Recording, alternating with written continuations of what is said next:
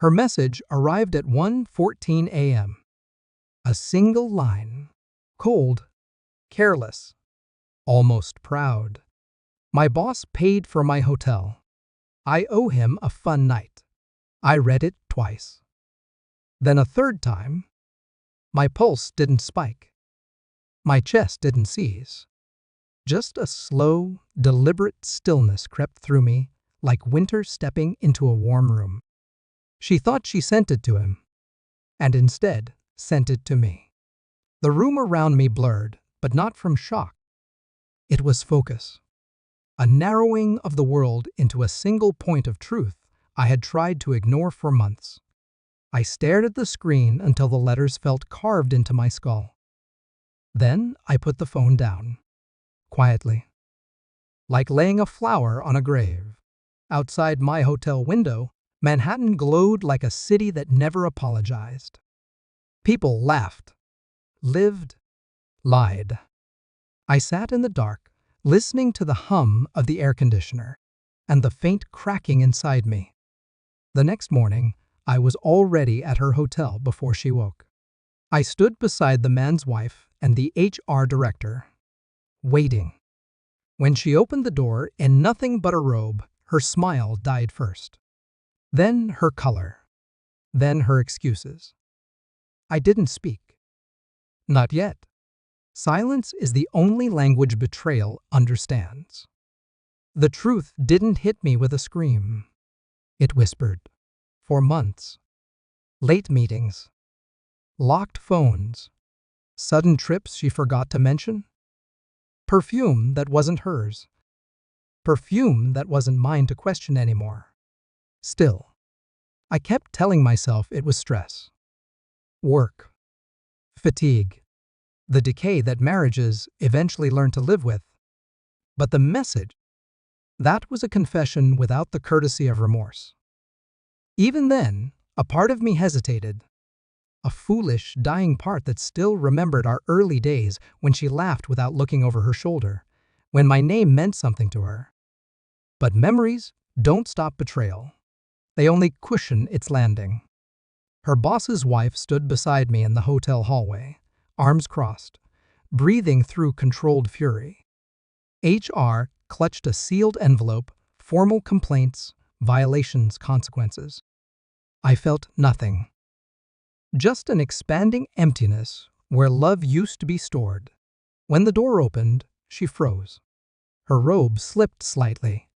The imprint of another man's night still marked her skin.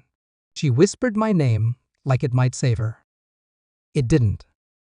Because as I looked at her, I realized the truth. She wasn't shocked that she had betrayed me. She was shocked that I was finally seeing it. Long before this night, I had started investigating quietly. Not because I wanted to catch her, but because I wanted proof strong enough to kill hope completely. I began with her phone. Not snooping, observing. Patterns, timelines, gaps, then bank statements, ride logs, receipts crumpled at the bottom of her purse, stained with guilt. I even did what I swore I would never do. I checked her cloud backups.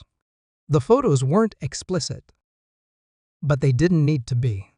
2 glasses on a table. A room she wasn't supposed to be in. A reflection in a window, his hand too familiar on her back. All the pieces pointed to the same truth. And she wasn't even being careful. Greed makes people sloppy. Greed for attention. Greed for validation. Greed for power over the person who loves them. But the final straw wasn't New York. It wasn't the hotel. It wasn't even the message. It was Thanksgiving. Her daughter-in-law's voice had dripped through the speaker like acid. If you want to join Thanksgiving, come wash the dishes. My own family turned against me with her quiet manipulation. She had painted me as the distant husband, the ungrateful man, the one who should be grateful for crumbs of inclusion. I replied only one word: enjoy.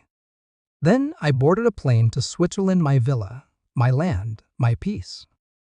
I took photos, not to flaunt, but to remind myself who I was before she drained me. When she finally saw the photo's private chef, Mountain View, the life she dismissed. My phone rang 71 times. I didn't answer a single call. Some truths need to simmer before you serve them. Back in the hotel hallway, HR handed her the envelope. The boss's wife stepped forward, face unreadable. I simply held up my phone, showing her own message, the one she didn't mean to send. She stared at it like it was a gun pointed at her. Her lips trembled. It's not what it looks like. I lifted a hand. Just one gesture, enough to silence every lie she had prepared. I know, I said quietly. Not forgiveness. Not understanding. Just truth. I know everything. Her eyes widened in horror, not because she was guilty. She already knew that. She was terrified because I was calm. The boss's wife walked inside the room first, saw the disheveled sheets, the scattered clothes. She didn't scream. She just exhaled slowly, like she had been expecting this outcome for years. HR documented everything.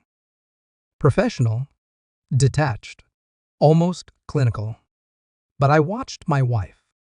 Every micro-expression, every collapse of her confidence. She wasn't losing me. She was losing the life she had built on my back. And she finally understood it. I didn't yell, didn't accuse, didn't demand explanations.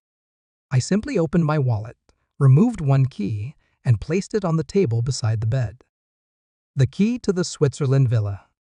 Her eyes flicked to it, confusion, dancing with greed. You always wanted to go, I murmured. So I went alone. Her throat tightened.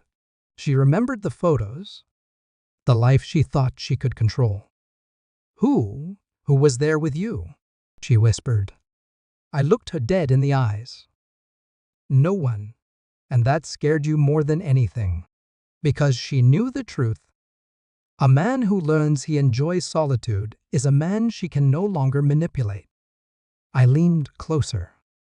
Not to intimidate, to end the game. You traded a marriage for a hotel night, I said. You traded respect for attention. And you traded me for him. Her boss flinched. Good. Congratulations, I whispered. You finally earned the only thing you ever invested in. Well, what's that? She breathed. Nothing. I turned and walked out. She didn't follow. Outside, the morning air felt sharper, cleaner, like someone had opened a window in my life. The boss's wife thanked me for the truth, not the spectacle. HR nodded, already preparing reports that would end 2 careers before noon. But me? I felt light. Not healed. Not victorious. Just empty in a way that no longer hurt. Some wounds don't bleed. They just stop supplying life to the wrong places. As I stepped into the elevator, I realized something with cold clarity. I hadn't lost her. She had lost me. Long before this morning. The doors slid shut with a soft hiss. And for the first time in months, I exhaled. Peace, finally, in the shape of silence.